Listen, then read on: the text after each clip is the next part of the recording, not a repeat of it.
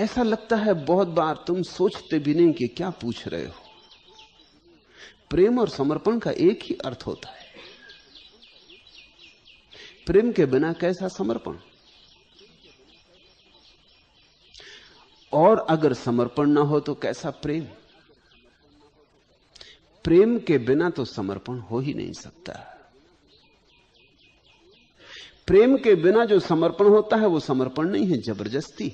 जैसे किसी आदमी ने तुम्हारी छाती पर छुरी रख दी और कहा करो समर्पण, और तुम्हें करना पड़ा। उसने कहा चलो करो समर्पण, घड़ी, तुम्हारा बटुआ, समर्पण करो। अब छुरी के घबराहट में तुमने समर्पण कर दिया। ये समर्पण तो नहीं, ये तो मजबूरी है। इससे तो तुम बदला लोगे, मौका मिल जाएगा तो तुम इसे छोड़ोगे नहीं। ये समर्पण नहीं है, ये तो हिंसा हुई। समर्पण का अर्थ है स्वेच्छा से, अपनी मर्जी से। तुम पर कोई दबाव ना था, कोई जोर ना था, कोई कह नहीं रहा था, कोई तुम्हें किसी तरह से मजबूर नहीं कर रहा था। तुम्हारा प्रेम था, प्रेम में तुम झुके तो समर्पण। प्रेम में ही समर्पण हो सकता है। और जहां प्रेम है अगर समर्पण ना हो तो समझ लेना प्रेम नहीं है। आमतौर से लोग ये कोशिश करते कि प्रेम के नाम पर समर्पण करवाते कि तुम्हें मुझसे प्रेम है, करो समर्पण। अगर प्रेम है तो समर्पण होगा ही, करवाने की जरूरत नहीं पड़ेगी। बाप कहता है कि मैं तुम्हारा बाप हूं, तुम बेटे हो, मुझे प्रेम करते हो तो करो समर्पण। पति कहता है पत्नी से कि सुनो तुम मुझे प्रेम करती हो तो करो समर्पण। प्रेम है तो समर्पण हो ही गया, करवाने की कोई जरूरत नहीं। जो समर्पण करवाना पड़े वो समर्पण ही नहीं, जो हो जाए, जो सहज हो जाए। अगर सहज ना हो तो तुम एक झूठी मुद्रा में उलझ गए, एक नकली मुद्रा में उलझ गए। हम खोज रहे हैं उसे जो आसपास है। ये जिंदगी एक टुकड़ा उम्र ले गया, जुड़ता नहीं किसी से भी ये मन उदास है। जितने भी उजले ख्वाब थे वे रात बन गए, फिर भी न जाने कौन सी सुबह की आस है। पूजा के वक्त देवता पत्थर बना रहा, वैसा तो जर्रे जर्रे में उसका निवास है। कहते तो यही है कि जर्रे जर्रे में उसका निवास है, लेकिन पूजा के समय जर्रे जर्रे की तो छोड़ो, सामने रखा पत्थर, वो जो देवता है वो पत्थर ही बना रहता है। पूजा के वक्त देवता पत्थर बना रहा, वैसे तो जर्रे जर्रे में उसका निवास है, बना ही रहेगा।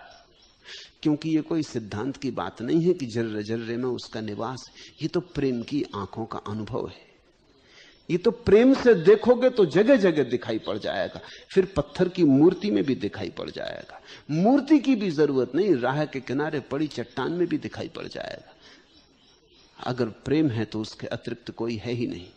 प्रेम है तो बस परमात्मा है, प्रेम नहीं है तो परमात्मा नहीं। परमात्मा के लिए कोई और प्रमाण नहीं होता, बस प्रेम की आंख। और जब तक ये प्रेम की आंख न मिल जाए तब तक तुम भटकते रहोगे, उसको खोजते हुए जो बिल्कुल पास पास है, जो सब तरफ से तुम्हें घेरा हुआ है। हम खोज रहे हैं उसे जो आस पास है।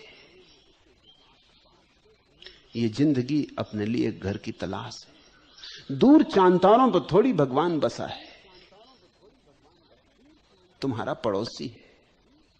जब जीसस ने कहा अपने पड़ोसी को प्रेम करो तो वो यही कह रहे थे कि जो पास है उसे प्रेम करो, तो उस पास में ही तुम्हें परमात्मा दिखाई पड़ जाएगा। और जहां परमात्मा मिल गया वहीं अपना घर मिल गया। बिना प्रेम के तो कुछ और ही हो रहा है। जो भी मिला वो एक टुकड़ा उम्र ले गया, जुड़ता नहीं किसी से भी ये मन उदास है।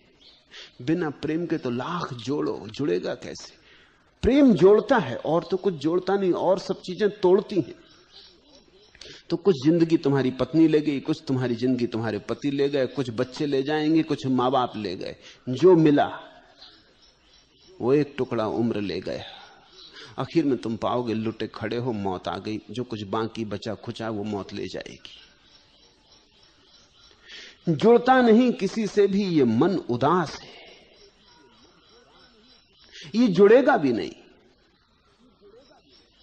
क्योंकि जोड़ की जो कीमिया है वही तुम्हारे पास नहीं, प्रेम तुम्हारे पास नहीं। जितने भी उजले ख्वाब थे वे रात बन गए, फिर भी न जाने कौन सी सुबह की आस है।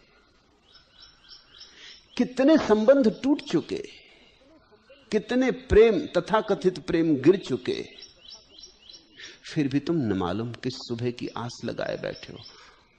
हर सपना व्यर्थ सिद्ध हो गया, फिर भी न मालूम सपनों में टटोल रहे टटोल रहे टटोल रहे। जागो, सत्य के लिए एक ही पात्रता चाहिए, वो है प्रेम की पात्रता। अगर तुम्हारे हृदय में प्रेम आ जाए, और आ जाए कहना ठीक नहीं, भरा है वहां, सिर्फ तुम बहाने की कला सीख जाओ। तुम उसे रोके बैठे हो, तुम बड़े कंजूस हो, कृपण हो। जब भी प्रेम देने का मौका आता है तुम एकदम रोक लेते हो, उसे बहने नहीं देते। बड़े सोच सोच के फूंक फूंक के कदम रखते हो प्रेम के मामले में। बांटो, दोनों हाथ उलीचिए, जो मिले उसे बांट दो। और ये तो फिक्र ही मत करो कि वो लौट आएगा कि नहीं लौट आएगा, प्रेम लौटता ही है, 1000 गुना होकर लौटता है। इसकी भी फिक्र मत करो कि इस आदमी को दिया तो यही लौट आए, कहीं से लौट आएगा, 1000 गुना होकर लौट आएगा, तुम फिक्र मत करो, प्रेम लौटता ही है। हां, अगर न लौटे तो सिर्फ एक प्रमाण होगा कि तुमने दिया ही ना होगा। अगर न लौटे तो फिर से सोचना तुमने दिया था या सिर्फ धोखा किया था, देने का दिखावा किया था या दिया था। अगर दिया था तो लौटता ही है, ये इस जगत का नियम है। जो तुम देते हो वही लौट आता है। घृणा तो घृणा, प्रेम तो प्रेम, अपमान तो अपमान, सम्मान तो सम्मान, तुम्हें वही मिल जाता है 1000 गुना होकर जो तुम देते हो। ये जगत प्रतिध्वनि करता है 1000 रूपों में।